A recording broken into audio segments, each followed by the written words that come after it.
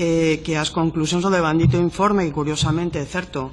non ten autoría visible, reflexa uns puntos básicos que xa se enumeraron, que son o análise periódico por parte da Xunta das consecuencias en cada área de actuación, instando a quen competa a adopción de medidas legislativas ou administrativas, a posición negociadora de Galicia en cada unha das políticas da Unión Europea en coordinación co Estado, en especial na política agrícola común e a política pesqueira comunitaria e de cohesión a partir de 2020, e o reforzo ás empresas e cidadáns e traballadores e demais colectivos afectados polo Brexit, e a creación do foro. Tamén quero engadir que no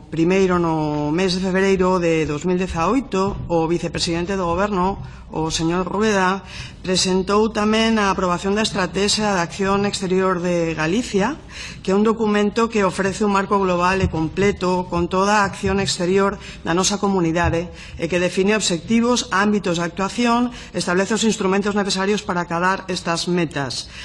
e que, como dixo, converteu a Galicia na primeira comunidade autónoma en dotarse dunha ferramenta destas características,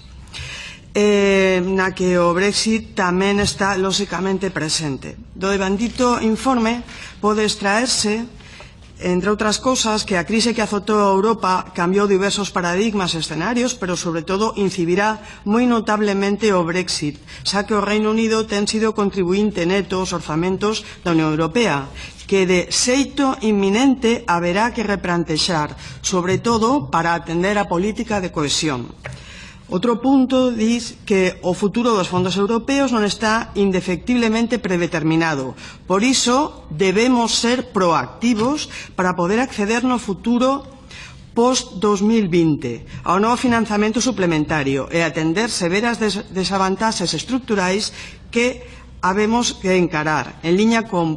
Plan Estratégico de Galicia de 2015 a 2020.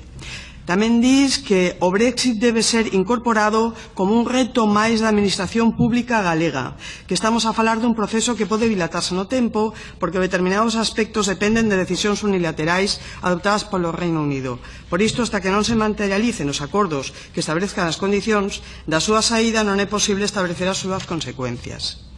O Brexit debe ser así reconducido para nós como unha oportunidade dentro dunha nova cohesión europea.